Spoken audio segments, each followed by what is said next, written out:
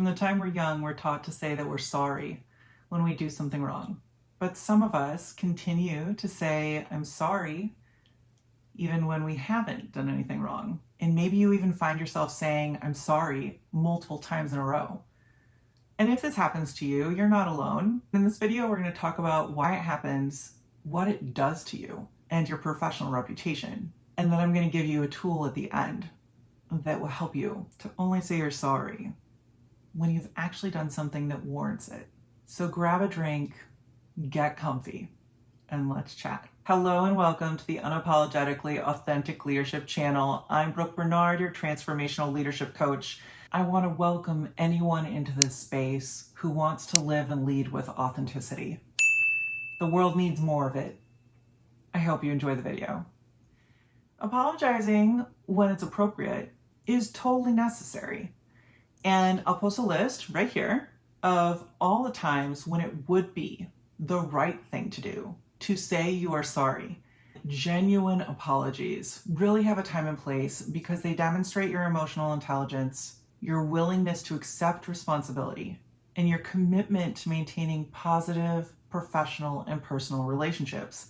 So I'm not saying never apologize. I'm saying apologize when it is appropriate, and make your apologies sincere and heartfelt. Learn the lesson and then make every effort to not repeat it. So we've gotten that out of the way. The reason for this video is because a lot of women, and some men, but a lot of women find themselves saying, I'm sorry. And it kind of looks like this. I'm sorry. I'm sorry. I'm sorry. I'm sorry. I'm sorry. Sorry. Sorry. It's like this intense need to say you are sorry. And where does that come from? Why do we feel that need to apologize? For most women from a young age, we are taught to be accommodating, which lends itself to a more apologetic communication style. So for years of your life, you have been in this cycle. And so part of how this shows up is you feeling the need to apologize even when there's nothing to apologize for. Then we have fear of conflict.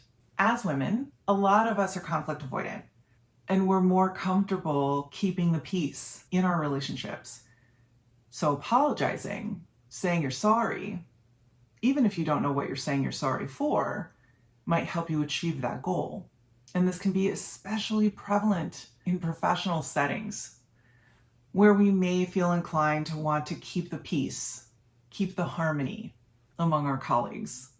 And then we have good old imposter syndrome, which seems to show up in a lot of different ways, but this is one of them.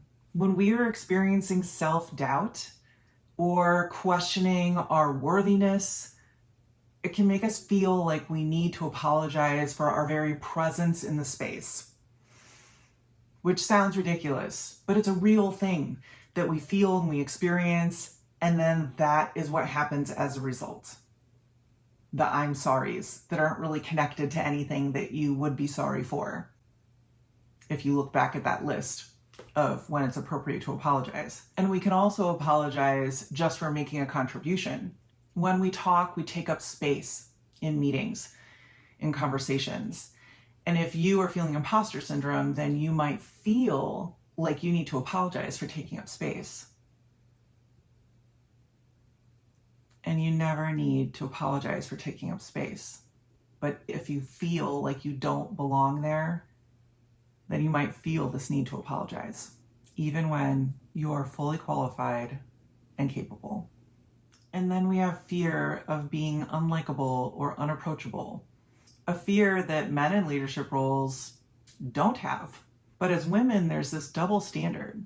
When we hold positions of authority, when we are in leadership positions, we fear being unlikable because of the power and influence and decision-making ability that we have. We fear being unlikable and unapproachable. And that leads us to play small. And part of playing small is apologizing or being apologetic in your interactions. However, when we do this, we inadvertently undermine ourselves, our credibility, our authority, and we lose the respect of other people because we seem uncertain. And that uncertainty can give people the idea that we are somehow less competent than we are. Playing small never serves us. And then we have cultural norms. We're taught that women should be more deferential, that we should let the man lead, that the normal way of things is that men should be in the leadership role, that we should be looking to them for leadership instead of being their peers or their leaders.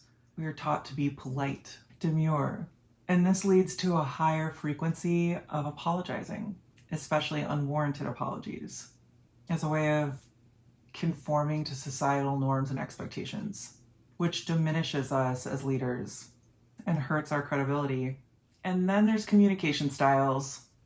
And as women, we tend to use collaborative communication, words like we, us. And I love that for building community and helping to create an inclusive environment. But when we use hedging statements, qualifiers, and apologies, we are also willingly giving up some of our power, some of our authority, which men don't do. A great example of this is what they have found in interviews about men and women. Men use the word I. Women use the words we and us. When you use I, you are claiming credit. You are bolstering your authority. When you use words like we and us, you are sharing credit. You are acknowledging all the people that contribute to it. And as beautiful as that is, you are losing something because the person on the other side of the desk wants to hear what you did, what your accomplishments are. And if you are speaking in terms of we and us only, then you are losing some of that edge that the men you're competing with for that job have. They have claimed it and you have let it go. So that's something to think about when you are speaking. I try to use a really good balance of I and we. And that allows me to take credit for my accomplishments while also acknowledging the people that helped it happen. And that dynamic is super important. So the next time you feel like you are trying to make a more inclusive environment, remember it is okay to be strong. It is okay to be confident. People want to follow a confident leader. People feel safe when they feel like their leader knows what they're doing. Remember that your team will feel confident in you if you are leaning into your competence as a professional. Okay, so here's my challenge to you. Try to avoid any unnecessary apologies for a week.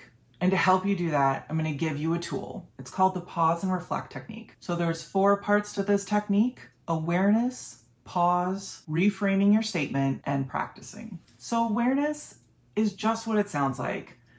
Pay attention to when you find yourself apologizing, and then think about why you're actually apologizing. If you journal, make a journal entry. If you're like me and you store everything in notes on your phone, then make a note on your phone. Whatever you are comfortable with. Because if you can review all of these instances in which you find yourself apologizing, you can start to learn about your own communication patterns. And then there's pause before you speak, especially in that moment when you're feeling that urge to apologize. Take a brief pause. This will give you time to decide whether or not the apology is actually necessary. And then we have reframing your statement. If you find that you are about to say, I'm sorry, ask yourself if there's a better way, if there is a more assertive way to express your thought. Like instead of saying, I'm sorry for interrupting, you can say, thank you for your patience while I share my thoughts. Finally, there is practice. Role play with a trusted friend or a mentor. Practice the scenarios that you have found you typically apologize in, and rehearse some alternative responses. Go-to statements that you can make. This will help you build your confidence, unlearn old patterns, and make assertive communication feel more natural for you. This tool can help you reduce and eventually eliminate unnecessary apologies. leading you to engage in more empowered communication, which will send a completely different message to the people you're interacting with and help you develop a stronger leadership presence. Thank you for spending time with me today. I hope you enjoyed the video, and if you liked it, give it a thumbs up. Also, if you are subscribed and you have not yet rung the notification bell, please take a moment to ring the bell, because I want to make sure that you get the content as soon as I post it. And remember, if you are at a point in your life where you are interested and ready in private coaching, please connect with me directly. I'll put my website information on the screen, and also it's always in the description box below. I would love to help you achieve your goals, to help you become the leader you want to be, to have the career that you are dreaming of, and live the life that you want to live. And until next time, stay true to yourself, lead with purpose, and thank you for watching.